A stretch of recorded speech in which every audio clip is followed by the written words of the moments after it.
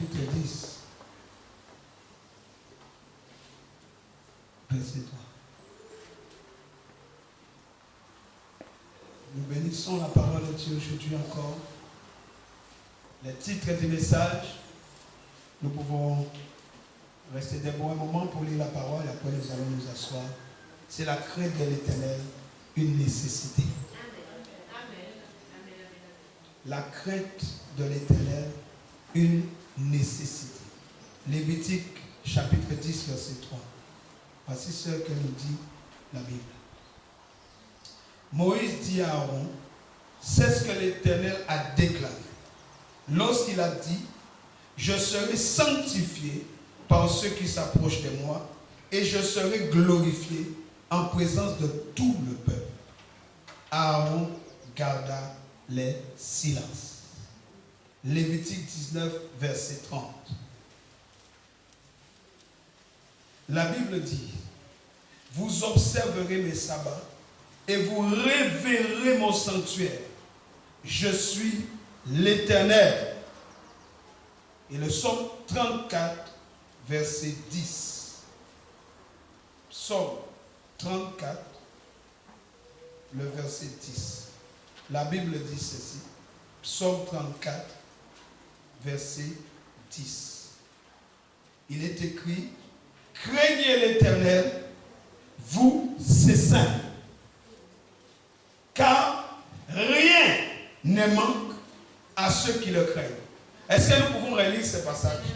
Craignez l'Éternel, vous ses saints, car rien ne manque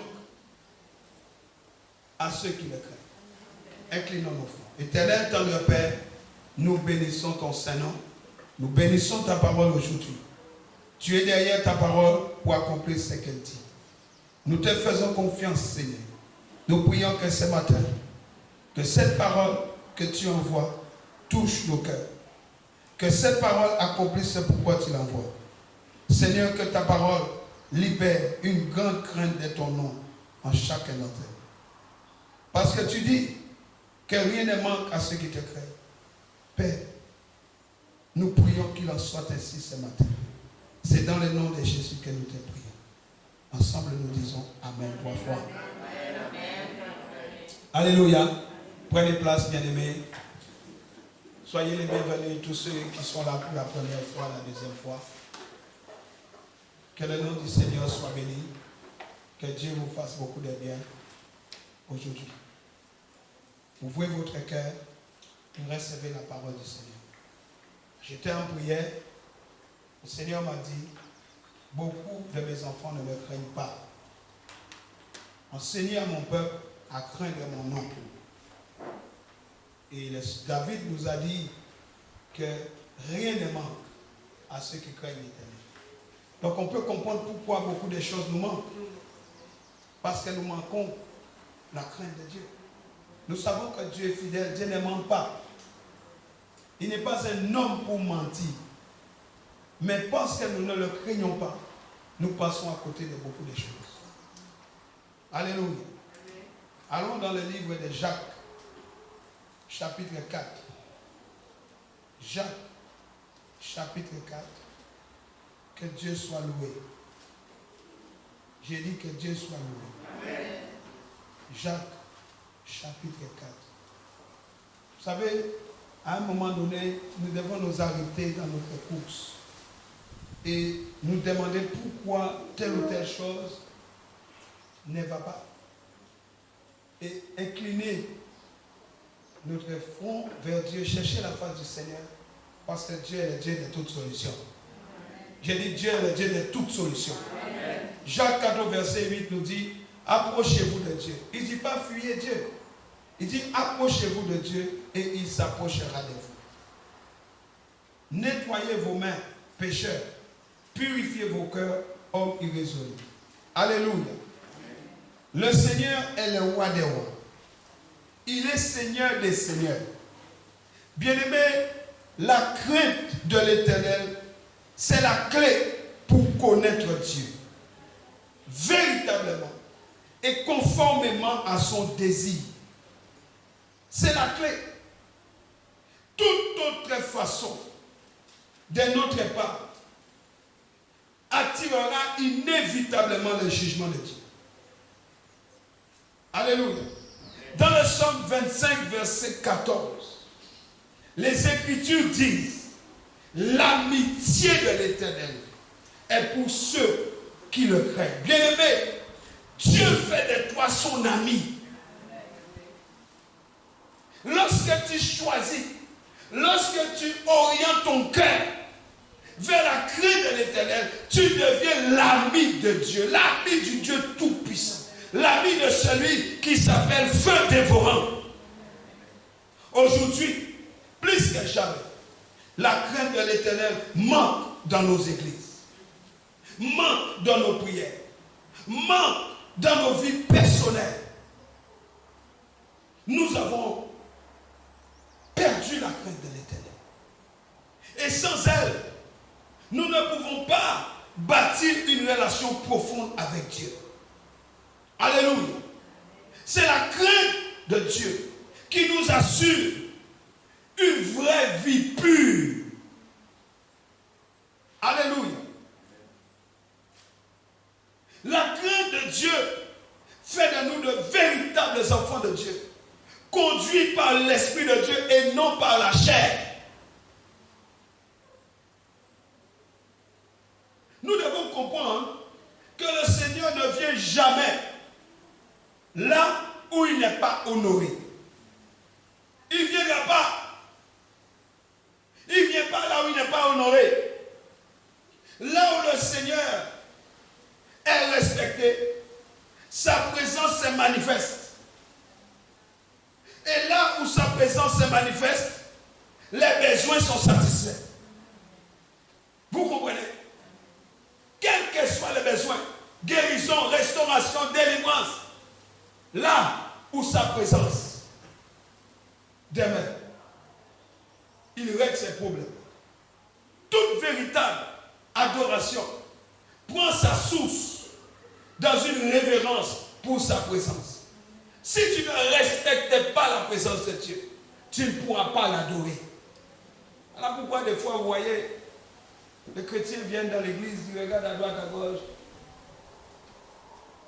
Tu entends un téléphone sonner, l'autre est, je ne sais pas, en train de faire quoi. J'ai vu des gens venir pour qu'on puisse prier pour eux, les mettre dans les poches. Des choses qu'on ne fera pas devant un président, un simple président homme. Mais on les fait devant Dieu. On n'a aucun respect pour les choses de Dieu. Et nous venons, nous prions. Oh Seigneur, guéris-moi. Oh Seigneur, délivre-moi. Pour qui nous prenons Dieu? Je serai l'ami de ceux qui meurent. Lévitique 19, verset 30, nous l'avons lu. Vous observerez, nous dit l'Écriture, et vous respecterez mon sanctuaire. Vous respecterez mon sanctuaire.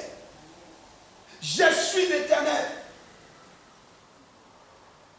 Le psaume 5, verset 8 nous dit, dans la crainte qui t'est due, la crainte est due à l'Éternel.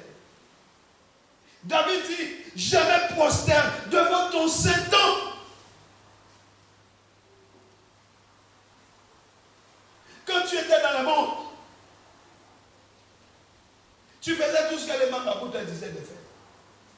On te disait d'aller chez les maisons ésotériques. Tu achetais plus fort que l'homme des produits pour charmer les gens. On te disait d'aller chercher des herbes bizarres. Tu malaxais tout ça et tu t'es baigné avec. On te disait d'aller faire les bains des marées, tu allais. Pour avoir la guérison, pour avoir le pouvoir, pour avoir l'argent. Mais Jésus t'a dit simplement de l'adorer, ça te pose un problème. Il y a ton voisin, ça te pose un problème d'adorer Jésus. Bien-aimé, David dit, je me prosterne. David reconnaît qu'il n'est rien.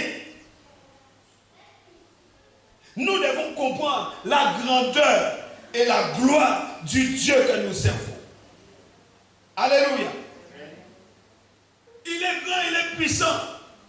Il est triste que celui qui a créé l'univers et le monde dans lequel nous vivons n'ait pas reçu l'accueil et l'honneur qui lui sont dus. Allons dans les Psaumes 89, verset 7. Psaume 89. Regardons ce que la Bible nous dit. Psaume 89, verset 7. Car qui dans le ciel peut se comparer à l'Éternel? Qui est semblable à toi parmi les fils de Dieu? Dieu est terrible dans la grande assemblée des saints. Là, il est terrible. Il est redoutable pour tous ceux qui l'entourent. L'Éternel, Dieu des armées, qui est comme toi, puissant ô Éternel, ta fidélité t'environne. Est-ce qu'il y a quelqu'un qui est aussi puissant qu'elle? Il lève la main si tu es puissant, plus puissant qu'elle. Qui? Cette parole a été lancée depuis le ciel. Il est tout puissant. Mais il est triste que celui qui a créé l'univers et le monde dans lequel nous vivons n'ait pas reçu l'accueil et l'honneur qui lui sont dus. Ce qui est encore plus tragique, mes amis, c'est qu'il est venu chez les siens.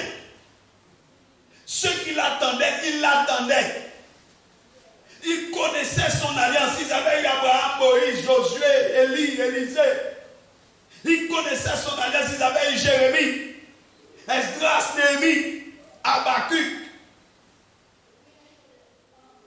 Ceux qu'il avait délivrés à plusieurs reprises par sa puissance. C'est tragique. Cependant, celui-là n'a pas été honoré. Jean 1, 10. Il n'a pas été honoré. C'est triste.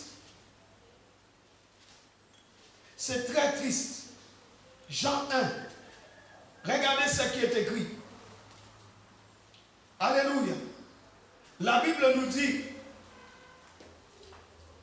elle était dans le monde, la parole faite chair, et le monde a été fait par elle. Le monde ne l'a point connue. Elle est venue chez les siens, et les siens ne l'ont pas reçue. Les siens ne l'ont pas reçue. Il ne s'agit pas de parler de la venue de Jésus-Christ. Il ne s'agit pas de fréquenter l'église régulièrement et de prier pour les bienfaits qui accompagnent son règne. Mais faudrait-il encore, frères et sœurs, que nous soyons capables de discerner, de reconnaître sa présence. Son peuple n'a pas été capable de reconnaître celui qu'il déclarait servir fidèlement. Est-ce que nous sommes capables aujourd'hui de reconnaître Jésus au milieu de nous? Nous sommes là ce matin. Est-ce que nous croyons qu'il est là? Parce que sa fidélité l'environne. Et il dit, là où 2 ou 3 sont rassemblés en mon nom, je suis au milieu d'eux. Mais est-ce que tu le crois? Le peuple de Dieu, ignorait non seulement l'étendue de la puissance de Dieu, mais aussi la portée de sa sagesse. Il ne pouvait donc pas manifester à son égard de la révérence ou de la crainte. Si tu ne comprends pas la portée de la grâce de Dieu, la puissance de la sagesse de Dieu, tu ne vas pas l'adorer. Tu ne pourras pas le révérer parce que tu ne comprends pas ce que ça signifie. Ésaïe 29, le verset 13 dit, ainsi quand ce peuple s'approche de moi, il me glorifie de la bouche et des lèvres, mais son cœur est éloigné de moi.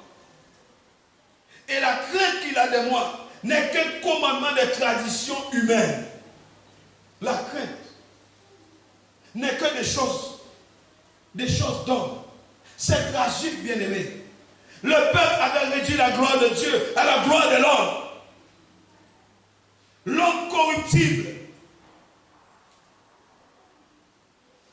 Alléluia. Ils servaient Dieu à l'image de ce qu'ils avaient créé et non pas selon sa propre image.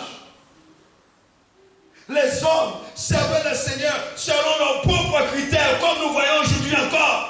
Chacun a sa manière de comprendre Dieu. On choisit nos propres manières de l'adorer. Cette attitude d'irrévérence s'est manifestée déjà dans la transgression d'Adam, qui a préféré écouter la sagesse du serpent dans Genèse 3, verset 5. Adam a ainsi abaissé Dieu au niveau d'un simple homme dans sa vanité. Dans le désert, les enfants d'Israël ont commis la même erreur. La même racine était la cause de leur rébellion. Leur crainte était associée à l'image erronée qui se faisait de la gloire de Dieu. Allons le lire. Exode 32. Allons regarder ce que la Bible nous dit dans le livre d'Exode. Alléluia. Exode 32. Voici ce qui est écrit. Le peuple, voyant que Moïse tardait à descendre de la montagne, s'assembla autour d'Aaron et lui dit, allons, fais-nous un Dieu qui marche devant nous. Car ce Moïse, cet homme qui nous a fait sortir du pays d'Égypte, nous savons ce qu'il est devenu. Aaron leur dit, ôtez les anneaux d'or qui sont aux oreilles de vos femmes, de vos fils et de vos filles, et apportez-les-moi. Et tous ôtèrent les anneaux d'or qui étaient à leurs oreilles, et ils les apportèrent à Aaron. Il les reçut de leurs mains, jeta l'or dans un moule, et fit un veau en fonte, et il dit, Israël, voici ton Dieu qui t'a fait sortir du pays d'Égypte. Quelle insulte à Dieu! Lorsqu'Aaron vit cela, il bâtit un autel devant lui, et il s'écria, demain il y aura fête en l'honneur de l'Éternel. Le lendemain, ils se levèrent de bon matin et ils offrirent des holocaustes et des sacrifices d'action de grâce. Le peuple s'assit pour manger et pour boire. Puis ils se levèrent pour se divertir. Dieu était au sommet de la montagne. Ça s'est passé en bas. Regarde ce que Dieu dit au verset 7. L'Éternel dit à Moïse, va, descends, car ton peuple que tu as fait sortir du pays d'Égypte s'est corrompu. Ils se sont promptement écartés de la voie que je leur avais prescrite. Ils se sont fait un veau en fonte. Ils se sont prosternés devant lui. Ils lui ont offert des sacrifices. Et ils ont dit, Israël, voici ton Dieu qui t'a fait sortir du pays d'Égypte.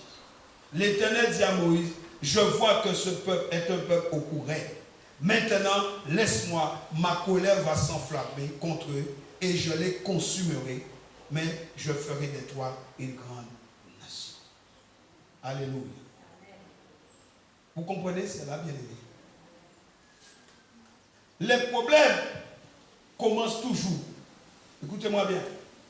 Les problèmes commencent toujours quand les gens s'assemblent dans leur propre sagesse, en dehors de la puissance et de la présence de Dieu. Chaque fois que l'on se rassemble en dehors de la puissance et de la présence de Dieu, tu nourris les problèmes. Au lieu d'attendre comme Dieu nous les recommande, beaucoup d'entre nous s'assemblent et essayent de faire quelque chose pour se satisfaire. Ce que seul Dieu peut pouvoir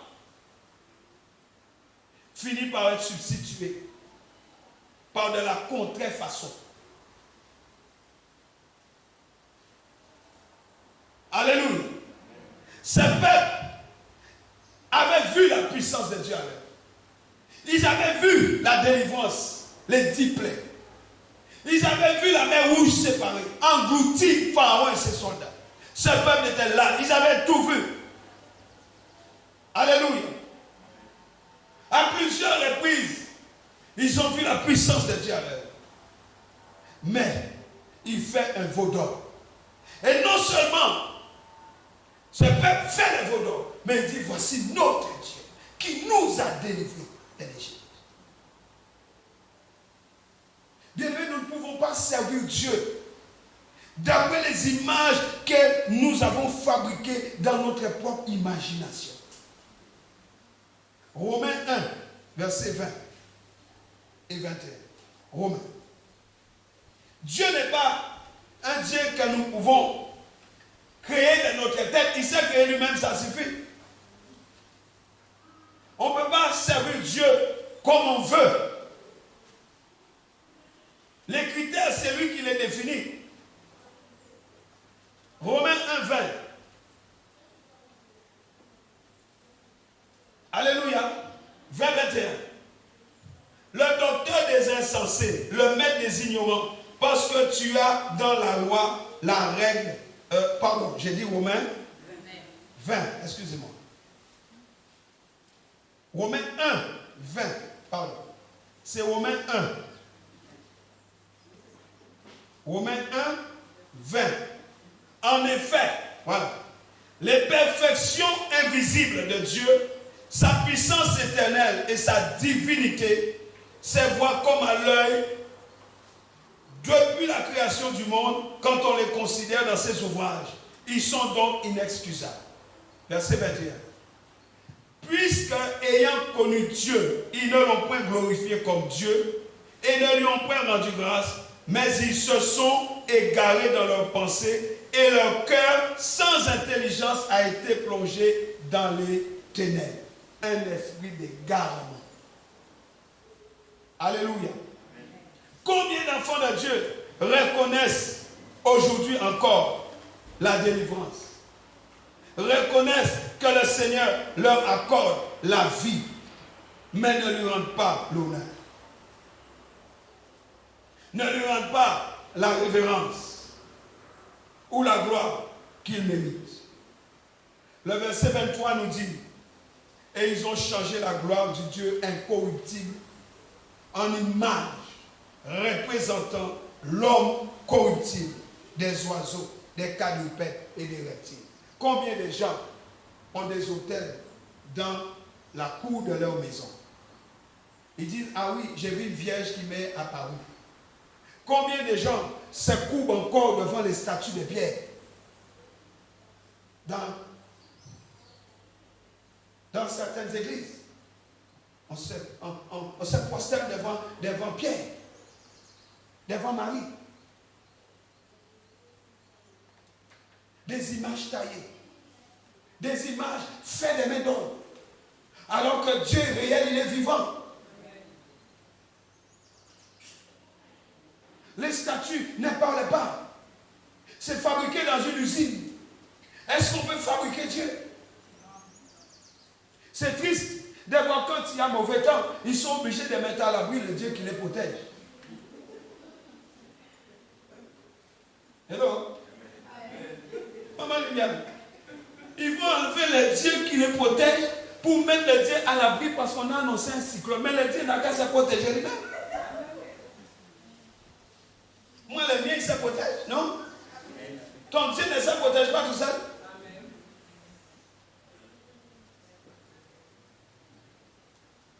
Ils ont remplacé la gloire du Dieu vivant, incorruptible, par des images qui représentent l'homme corruptible.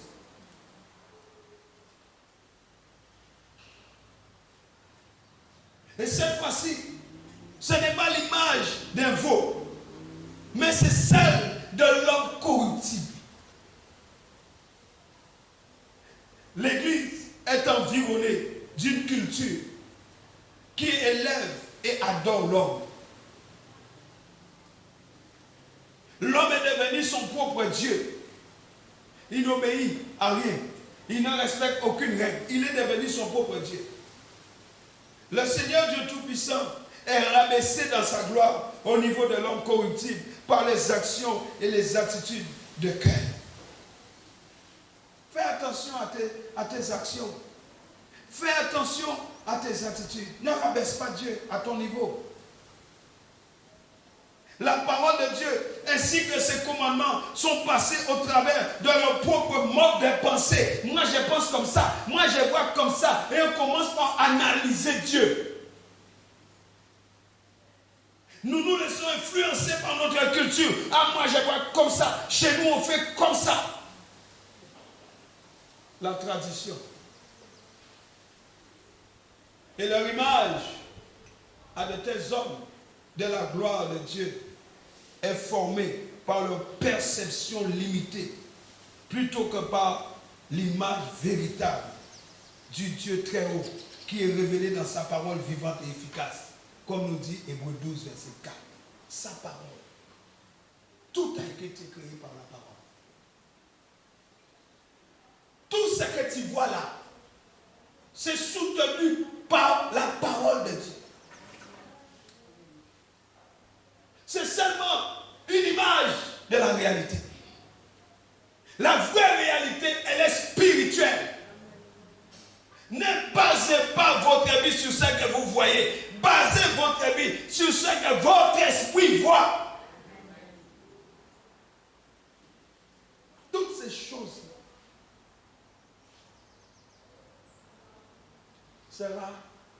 Toutes ces choses seront détruites. Alléluia. Vous êtes avec moi? Amen. La parole de Dieu, elle est vivante et efficace. La parole que tu entends, c'est la vie qu'elle amène en toi. Si tu la reçois, tu reçois aussi la vie qui est dedans. C'est aussi pour cette raison que ces hommes et ces femmes sont souvent enclins à critiquer l'autorité. Les gens critiquent l'autorité. Aujourd'hui, on se moque de l'autorité et on élève les fous et les rebelles. Vous pouvez être moqueur, vous pouvez être menteur, on va vous aimer. Les fous et les rebelles, on les aime. Les assassins, on les aime. Ils n'ont pas dit libérer Barabbas. Qui a dit ça? Les hommes. Libérer Barabbas. Il dit, moi, Pilate dit, je ne vois rien dans cet homme. Je ne vois rien dans... On dit, ce n'est pas mon problème. Libérez l'assassin Barabbas. Crucifiez Jésus. C'est écrit dans Matthieu 27, 20. C'est écrit dans Luc 23, 18. Mais que dit le Seigneur à ce sujet? Il dit dans Acte 23, verset 5, tu ne diras pas du mal du chef de ton peuple. Tu ne diras pas de mal du chef de ton peuple. Combien de fois, toi-même, tu as critiqué Macron, tu as critiqué tous les présidents, tu critiques les chefs de ton travail, tu critiques tout le monde, tu critiques le pasteur à l'église, tu dis mais qu'est-ce qu'il comprend? Combien de fois tu l'as fait? Mais tu as oublié acte. Dis avec moi, Dieu est fidèle. Il est derrière sa parole. Le Seigneur ne t'a pas demandé de critiquer les chefs d'État. Quel est ton problème? C'est écrit, Acte 23, verset 5. Tu ne diras pas de mal du chef de ton peuple. Voilà pourquoi la malédiction frappe des gens qui critiquent leur père. Combien de fois tu as critiqué ton père, tu as critiqué ta mère? Tu veux aller où? Tu les critiques, mais tu vas aller où? Tu critiques ta mère, tu vas aller où? Tu critiques ton père, tu vas aller où? Tu as oublié Acte 23? Dis, je n'oublie pas Acte 23, 5. À partir d'aujourd'hui. Dis, Seigneur, grave cela de mon cœur. Et pourtant, les gens critiquent les pasteurs, les hommes de Dieu, les servants de Dieu. On critique tout le monde. Et pourtant, on prétend avoir l'approbation de Dieu. Ils prétendent avoir l'approbation de Dieu quand ils critiquent les dirigeants. Oh, j'ai prié, Dieu m'a dit, Dieu m'a dit. Dieu t'a dit, Dieu contredit sa parole. Il dit non, à ne pas le faire, mais à toi il t'a dit d'aller le faire. Seigneur, fais-nous grâce. Voilà encore pourquoi nous abaissons la parole de Dieu au niveau de notre société. au niveau de l'homme. Et nous l'identifions à l'image de l'homme corruptible. Et cela, je dis, même dans nos églises. Il n'y a pas d'amen. Il faut dire amen, parce que c'est vrai. Arrêtons-nous un instant et réfléchissons. Réfléchissons. Posons-nous la question.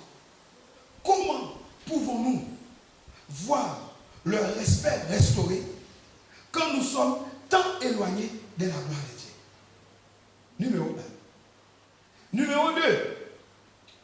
Comment l'obéissance peut-elle prévaloir quand la désobéissance et la rébellion sont considérées comme des choses normales?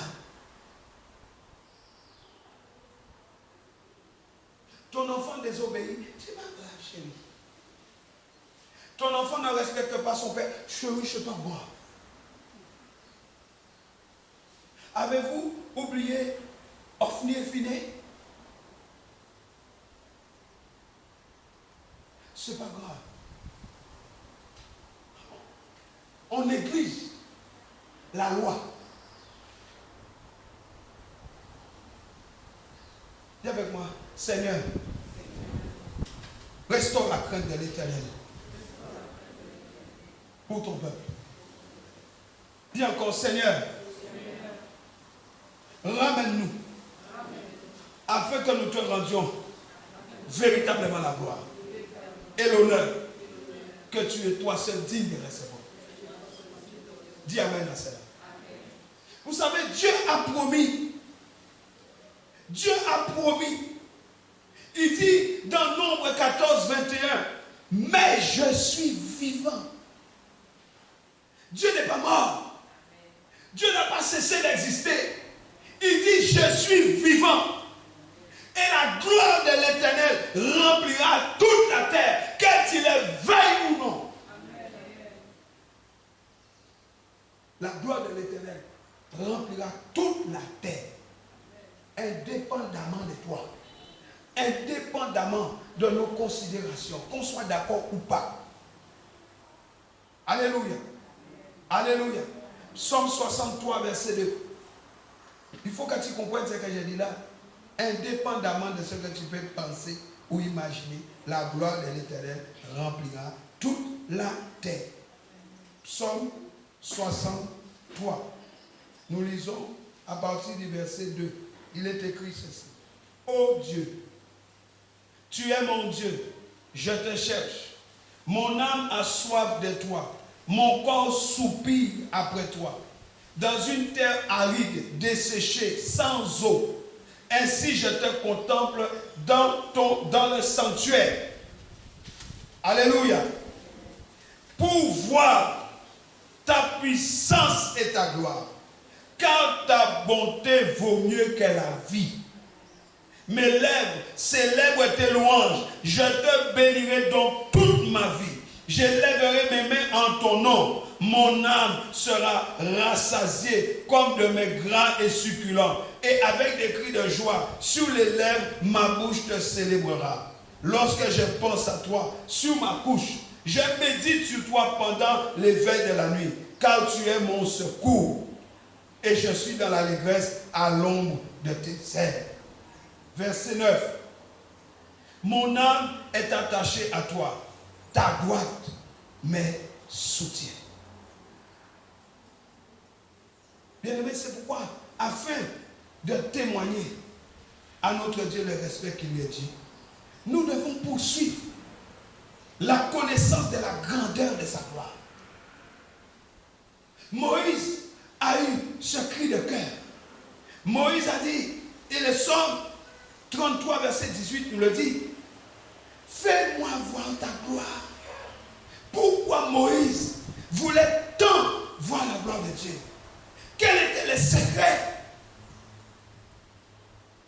Quel était le secret qui était caché dans la gloire et la grandeur de ce Dieu? Moïse dit, fais-moi voir ta gloire. Alléluia. Le psaume 19, verset 1 à 7 nous dit ceci. Psaume 19. Versets 1 à 7.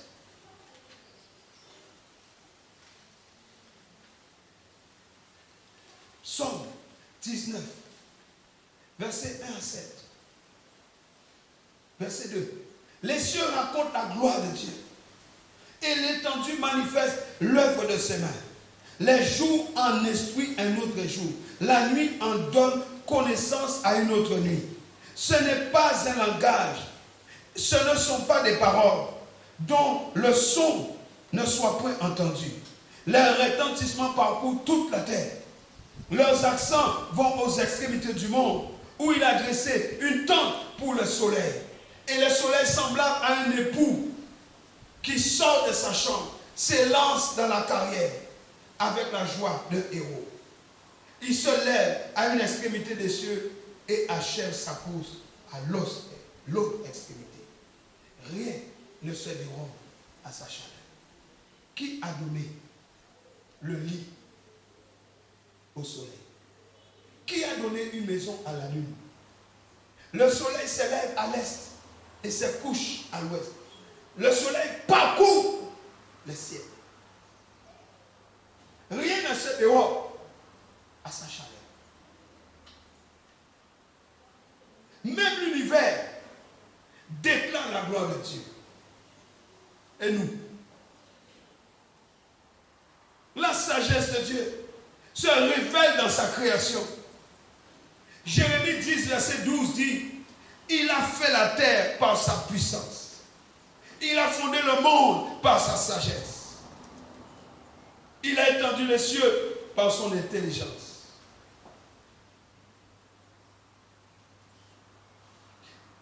Essayons un seul instant de visualiser la scène.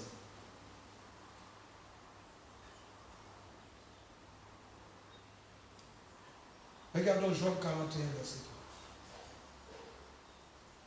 Je veux encore parler de ses membres et de sa force et de la bonté de sa structure. Visualisons la scène possible.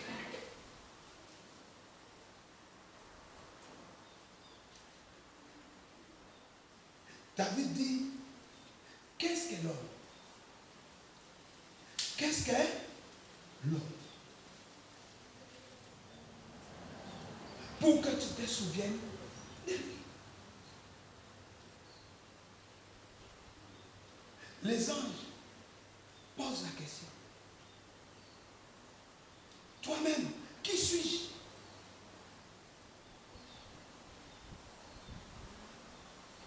Je dis même l'univers déclare la gloire de Dieu. Ce Dieu si puissant, ce Dieu impressionnant, qui vient de créer l'univers, il vient d'établir les étoiles. Il va s'attarder. Il va s'arrêter. Et il va former à partir de quelque chose d'insignifiant une masse de poussière. Il va former un corps humain. Il y a de quoi s'étonner, non? Les anges s'arrêtent. Ils disent, hey! Qu'est-ce qui se passe ici?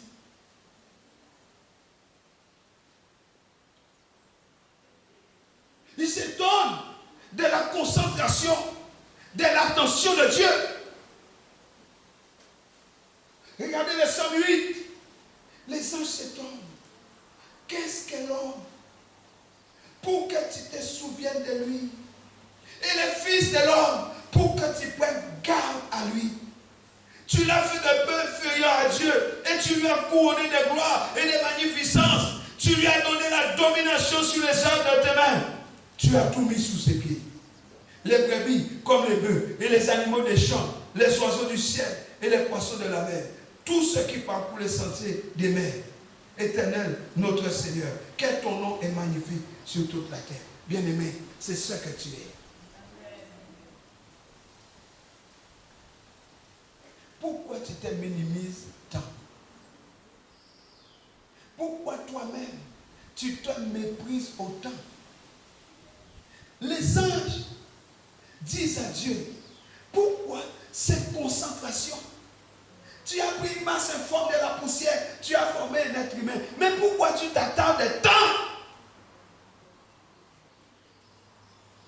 Dieu n'a pas fait pour les anges. Mais il s'est arrêté pour toi. Il s'est attardé. Une masse informe. Un corps humain qu'il a formé. Dieu t'accorde son attention. Et il dit, nous sommes l'ouvrage de ses mains. Tu n'as pas été fabriqué par hasard. Tu as été fabriqué par la main de Dieu. Lève ta main comme ça. Dis, j'ai été fabriqué par sa main. Ça veut dire que tu as de l'importance. Il prend garde à toi. Alléluia. Psaume 64. Psaume 64, verset 7.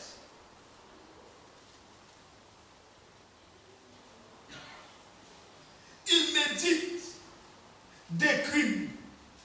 Nous voici prêts. Le plan est conçu. La pensée intime. Le cœur de chacun est un abîme. Dieu lance contre eux ses traits. Soudain, les voilà frappés. Dis Dieu même. Dieu même. Il prend soin de nous. Éphésiens 2:10. Éphésiens 2, chapitre 10. La Bible dit, car nous sommes son ouvrage, ayant été créés en Jésus-Christ pour des bonnes œuvres que Dieu a préparées d'avance, afin que nous les pratiquions. Dis, je suis l'ouvrage du Seigneur en Jésus-Christ. Dieu a formé Adam de ses mains. Adam a échoué. Dieu vient, il te forme encore dans son propre fils. Tu n'échoueras pas. Ah non, je n'ai pas entendu. J'ai dit, je n'ai pas entendu. Amen. Tu les as donné un bon amen. Tu n'échoueras pas. Parce que tu es formé en Jésus. Jésus n'échoue jamais. Il ne te laissera pas échouer. Méditons, considérons ces paroles. Le ciel se demande pourquoi Dieu s'intéresse à toi. Les anges se demandent, maman Betty, pourquoi Dieu t'aime tant? Alléluia. Pourquoi il s'intéresse tant à nous et pourquoi il nous manifeste une si grande affection? Dis Jésus m'aime. Dis mon Dieu m'aime. Qu'on ne te trompe pas. Les hommes peuvent te haïr. Dieu t'aime. Amen. Quel est ce petit grain de poussière qui occupe constamment les pensées d'un Dieu tout-puissant, omniscient, omnipotent, au point qu'il ne désire pas me voir échouer.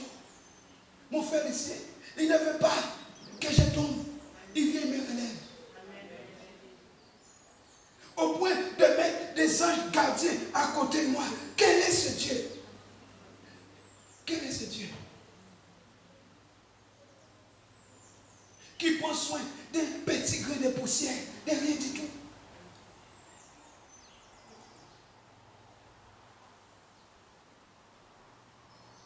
Qui a décidé que j'occupe une place importante dans ses plans. Je ne pouvais pas imaginer un jour que j'allais prêcher l'évangile.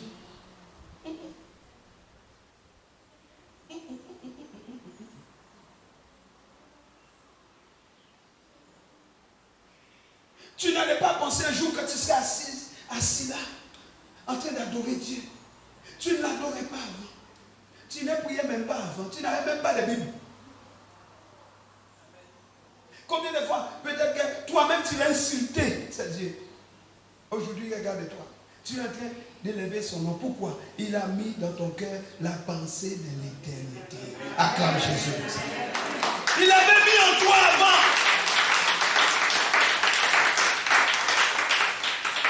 Et il a fait en sorte que tu les cherches. Amen. Et il dit, je me laisserai trouver par ceux qui me cherchent. Dis avec moi, Jésus m'aime. Il m'aime, mais je ne le savais pas. Nous devons retenir 3 choses importantes dans ces passages-là. Numéro 1, la crainte de l'Éternel est la clé pour avoir un solide fondement en Dieu. Si tu ne crains pas Dieu, ton fondement est vil. C'est pas solide. C'est comme si tu as bâti une maison sur du sable. Les vents vont souffler, il restera pour eux. Si nous voulons avoir un solide fondement en Dieu, nous devons craindre l'Éternel, car la crainte de l'Éternel est le commencement de la sagesse. En craignant Dieu, il dépose en nous la haine du mal. Tu dois haïr ce que Dieu hait. Et tu dois aimer ce que Dieu aime. La haine dit mal. Dis, je hais le mal. Que je ne te surprends pas à faire le mal. Dis encore, je hais le mal.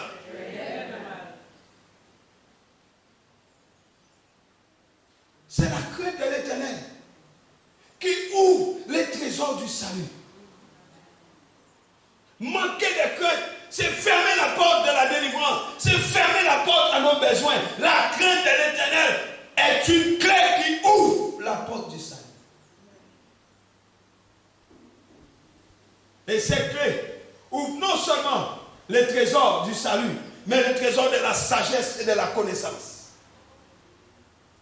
Hello? Proverbe 1. Proverbe 1. Verset 7. Proverbe 1, verset 7. Que Dieu nous aide. La crainte de l'Éternel est le commencement de la science. Regardez ce qui est écrit. Les insensés méprisent la sagesse et l'instruction. Voilà pourquoi ils tournent en rond.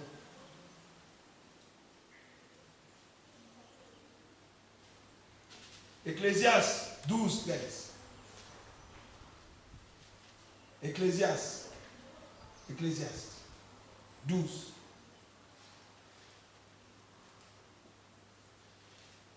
Que Dieu soit loué, hein?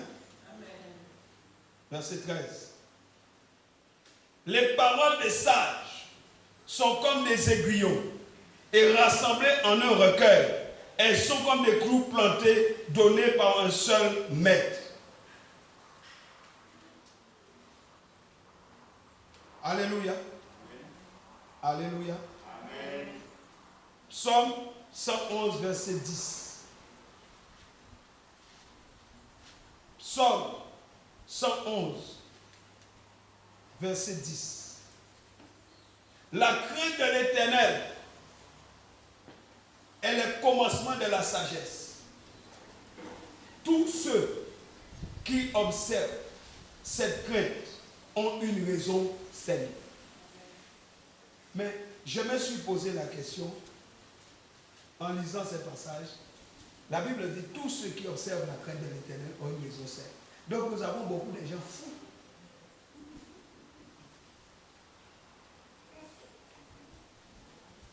Vous vous rendez compte combien de personnes pour Dieu le ciel déclare fou? Mais vous les regardez. On dit qu'ils sont bien, hein?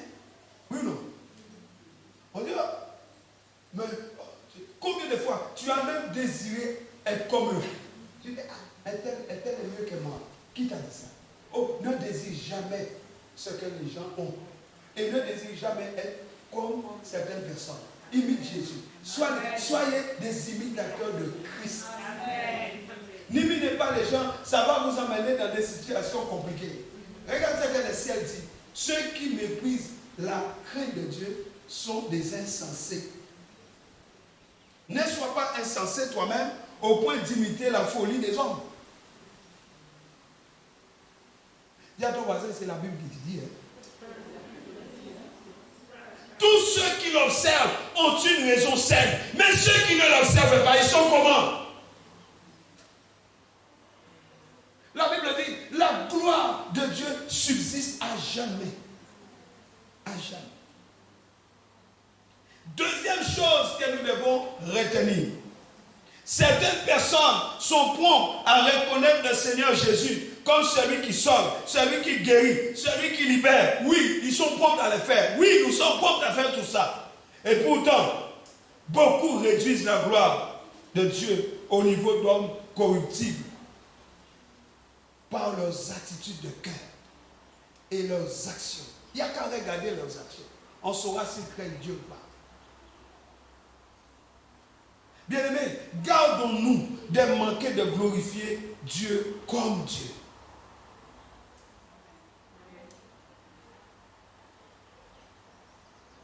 Alléluia.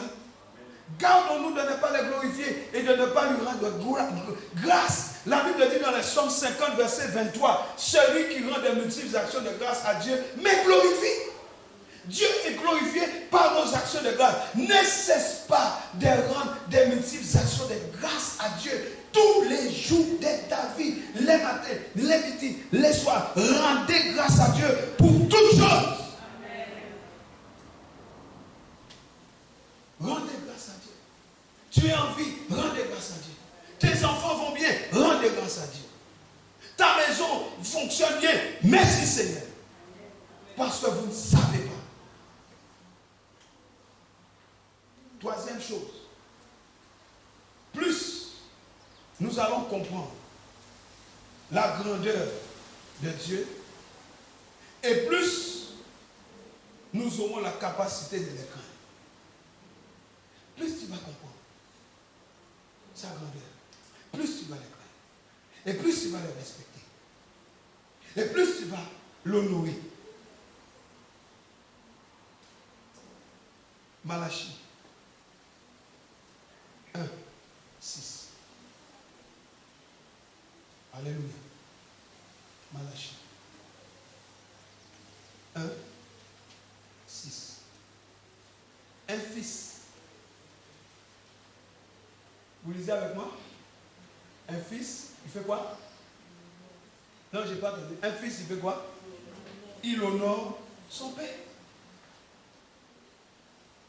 Et un serviteur, son maître.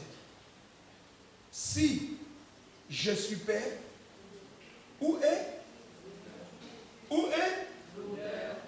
l'honneur qui m'est dû? Vous savez ce que c'est que les mots dû là? Les mots dû là, ce n'est pas si tu veux. C'est un devoir. Les jeunes là, c'est votre devoir d'honorer votre père. Vous êtes là? Je n'ai pas entendu les jeunes. Donnez-moi un bon amen très fort. Amen. Même si ça, tu fais des efforts pour dire amen, dis amen quand même. Amen. Oui, parce que quand on a des problèmes avec son père, l'amen ne sort pas. Déconstipation. Dis amen. Amen. Dis encore amen. Amen. C'est important. Je n'honore pas mon père parce que j'ai décidé, et ça m'échante aujourd'hui, demain je suis en colère. Ah bon? Où est l'honneur qui m'est dû? Avant de dire papa Charlie, réfléchis.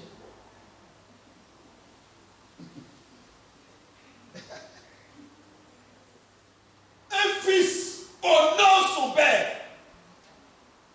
C'est le seul commandement accompagné d'une promesse. Vous n'honorez pas votre père, vous êtes foutus. Voilà pourquoi là, beaucoup tournent en rond. Voilà pourquoi beaucoup tournent en rond. produit de sa semence, mais vous ne voulez pas le voir. Et vous critiquez vos parents, vous critiquez vos pères, vous manquez de crainte à Dieu quand vous manquez d'honorer vos pères. Dieu est Père. Si vous êtes capable de faire cela à quelqu'un que vous voyez, mais et Dieu que vous ne voyez pas.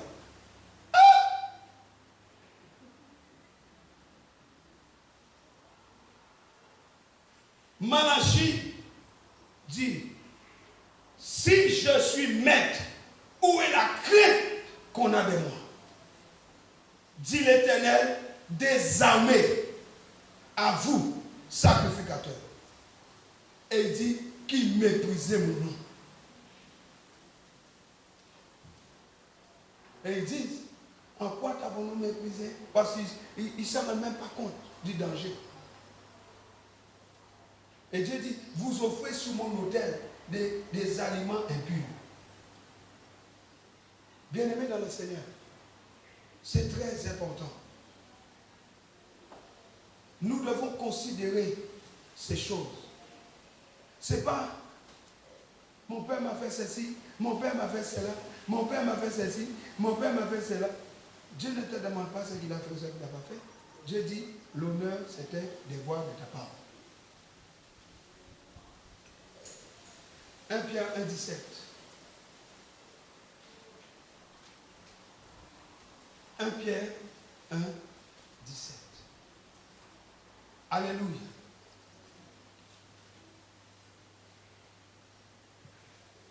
Et si vous évoquez comme Père celui qui juge selon l'œuvre de chacun, sans exception de personne, et dit comment on doit se conduire?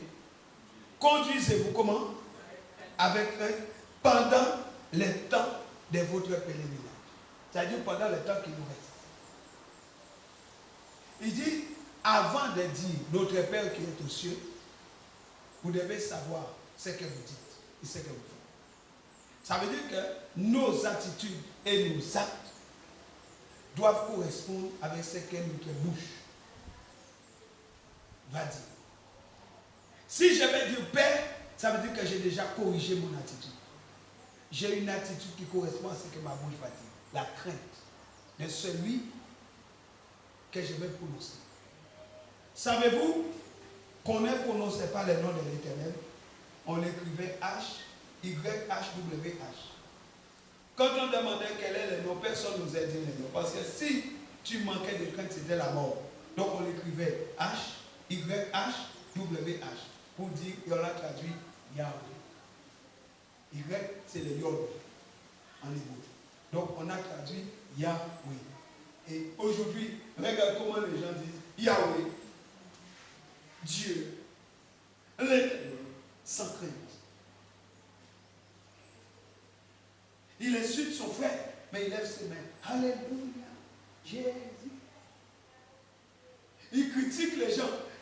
Dieu est bon. Amen. Où est la crainte qui nous due? Où est l'honneur qui nous due? Dieu le sait. La crainte de l'Éternel est le commencement.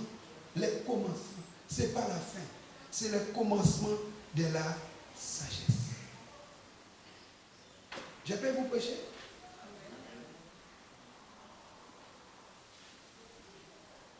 Voilà pourquoi aujourd'hui, le monde est en défaillance. Malheureusement, le problème est répandu aussi dans l'église.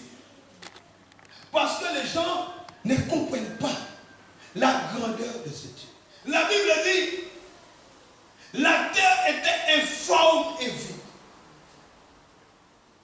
Il n'y avait rien. Parce que le diable s'est empressé de tout détruire. Quand il est descendu, la Bible dit malheur à la terre, car Satan est descendu avec rage. Tu crois qu'il t'aime? Il ne va jamais t'aimer. Parce que le ciel s'est demandé comment un Dieu aussi puissant pouvait avoir de l'affection pour un grain de poussière. Les anges ont dit Il ne l'a même pas fait pour nous. Mais pourquoi il fait ça pour ces gens de moins que rien? Satan ne va jamais t'aimer. Parce qu'il n'accepte pas que Dieu t'ait placé au-dessus de lui. Un archange, ancien archange. Aujourd'hui, il est ténèbres. Il va tout faire pour détruire ta vie. Tout. Il met tous les moyens en œuvre. Malheureusement, quelques-uns l'aident. Il n'y a pas d'avis. J'ai dit quelques-uns l'aident à faire son travail. Il n'a pas beaucoup d'efforts à faire aujourd'hui parce qu'il a des agents qui travaillent pour lui. Au lieu de donner gloire à Dieu, au lieu d'être l'ami de Dieu, par la crainte, on devient l'ami du diable. Et on fait le mal. Combien de sorcelleries tu as croisé en venant ici ce matin, au milieu de la route, dans les 4 chemins? Combien tu as croisé? Tout le monde veut les pouvoirs. Tout le monde veut les pouvoirs.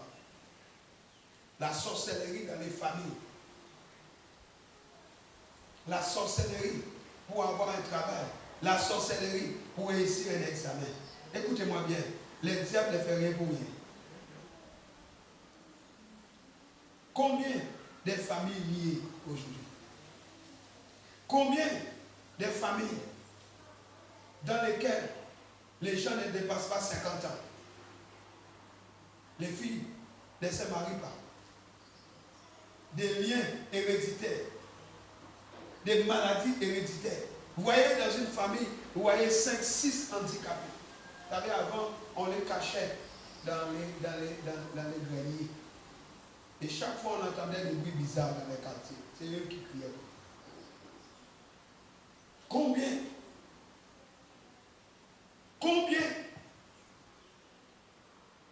d'enfants ont été vendus au diable? Mais tu ne le sais pas. Est-ce que tu sais ce que ton père a fait? Est-ce que tu sais quel pacte il a passé? Si le Seigneur n'était de révèle pas, c'est pas. Et tu regardes, tu vois ta vie, rien ne marche. Rien ne fonctionne. Dis avec moi, craignez l'Éternel. Dis encore, craignons l'Éternel.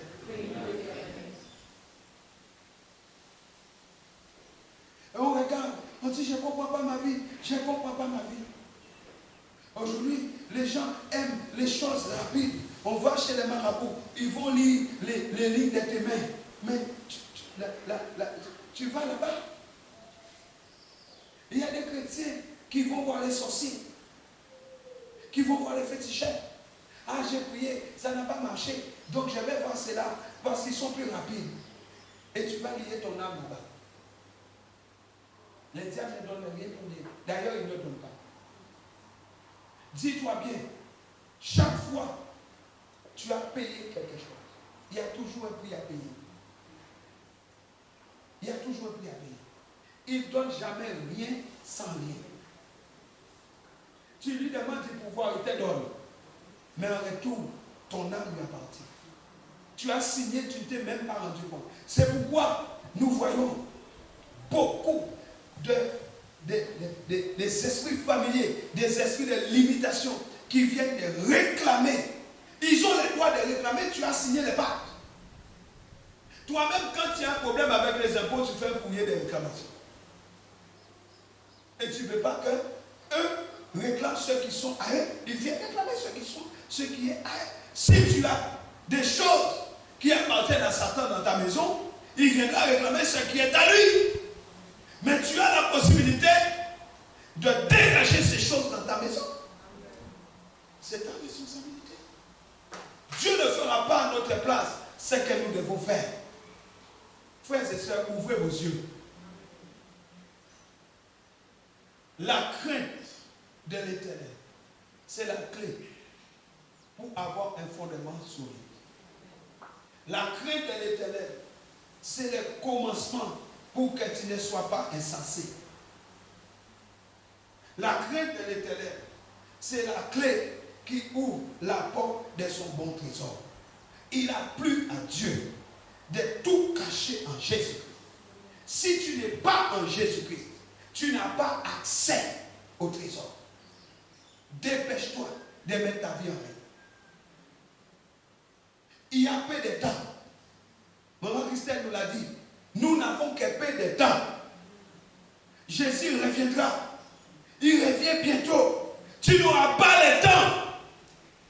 Chaque jour que Dieu te donne sous le soleil, c'est un temps qu'il te donne pour que tu puisses mettre ta vie en main. Si tu es là aujourd'hui, tu n'as pas fait ses pas avec Dieu. Donne ta vie au Seigneur. Donne ta vie au Seigneur. Parce que tu ne sais pas en son temps.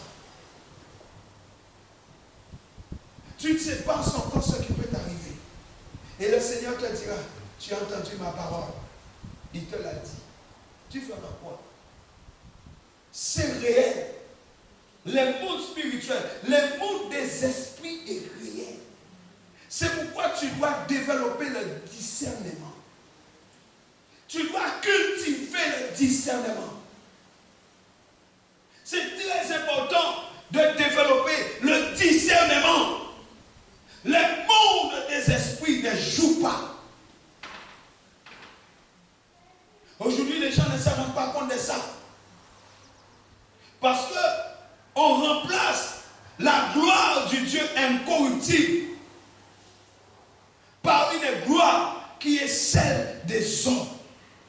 L'homme est corruptible par Dieu. C'est pourquoi tu dois avoir le discernement pour comprendre quel esprit il te parle. La parole de Dieu, c'est la vie. Dieu a parlé, l'esprit s'est mis en route. Et l'esprit de Dieu a commencé, qui planait sur les eaux, a commencé à créer, à amener des choses qui n'existaient pas à l'existence. Le même esprit qui amène des choses à l'existence, il demeure en toi qui a accepté Jésus. Mais pour ceux qui n'ont pas Jésus dans leur vie, Dieu veut te donner son esprit. Il a dit, il a de l'affection pour toi. Petite masse informe. Il t'aime. Là où les gens t'ont rejeté, là où les gens t'ont critiqué, Jésus t'a dit ce matin, moi, je t'aime, je ne te rejette pas. Qu'est-ce que tu m'as fait?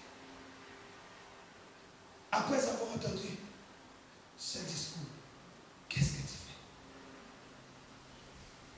Tu vas camper sur ta position en disant, je verrai, j'attendrai. Moi, je te dirai que tu n'as guère le temps. Le temps ne t'appartient pas. Tu n'as pas d'emprise sur le temps.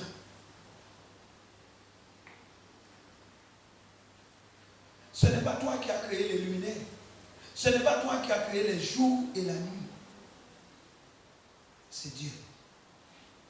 Le Dieu dont je parle, il est vivant.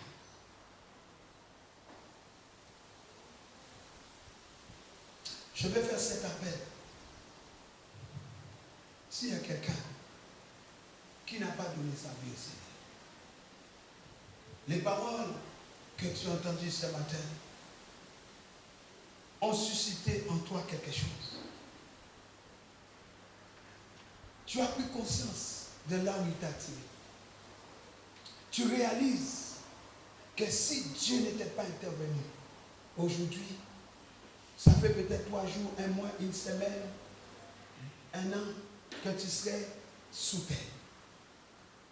Mais il n'a pas permis que tu meurs. Parce qu'il a le but qu'il veut accomplir là-bas. Si tu es là, tu dis oui, ce message-là, c'est pour moi. C'est ce qui m'est arrivé. J'ai failli combien de fois mourir, mais il m'a gardé. Aujourd'hui, je veux faire ce pas avec lui.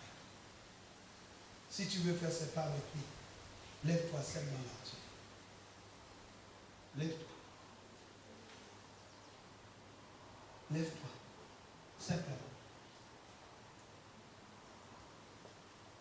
Si tu n'as pas donné ta vie à Jésus, lève-toi ce matin. Dis Jésus, me voici. Dis-lui Seigneur, me voici. Je te veux dans mon cœur. Je te veux dans mon âme. Parce que je ne sais pas. Je ne sais pas Si demain je pouvais le faire. Puisque j'ai entendu ta parole, j'ai tout ouvert mon cœur. Fais-le-moi ton enfant. Alléluia. La crainte de l'Éternel, c'est le commencement. Si la crainte de l'Éternel, c'est le commencement, c'est qu'il y a une fin. Il est alpha, il est oméga. Si la crainte, c'est le commencement, ça veut dire que lorsque je commence à craindre Dieu, je ne suis qu'à la porte. Mais savez-vous, tous les parcours qu'il y a à faire entre la porte et le reste de la maison, entre la porte et le reste du chemin, il y a un trajet. Et tout le long de ce processus, je dois avancer. La crainte de l'Éternel est le commencement. Alpha. L'alpha de la sagesse, c'est la crainte. Mais après la crainte, il y a autre chose. Mais la crainte, c'est la clé. La crainte, c'est la porte. Si tu ne rentres pas par la porte, tu seras dehors. Frères et sœurs dans le Seigneur, Dieu m'a demandé de vous enseigner sur sa crainte. Ne négligez pas ce que je vous dis. Il m'a dit, beaucoup de mes enfants ignorent ma crainte. Ils ne me craignent pas. Ils ne me respectent pas. Ils ne m'honorent pas. Enseigne-leur ma crainte. Et c'est ce que j'ai fait. Mais je ne peux que faire. Je ne peux que t'enseigner.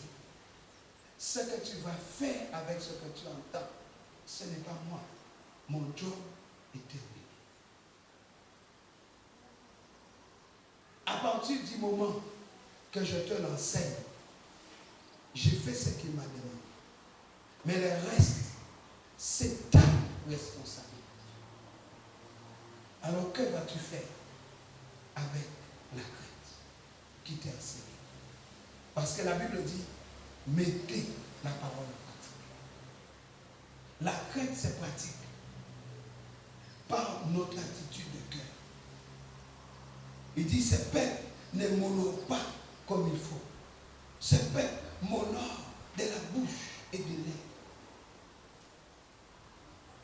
Je l'ai déjà répété et je le répète encore. Ce n'est pas le temps de jouer aux chrétiens.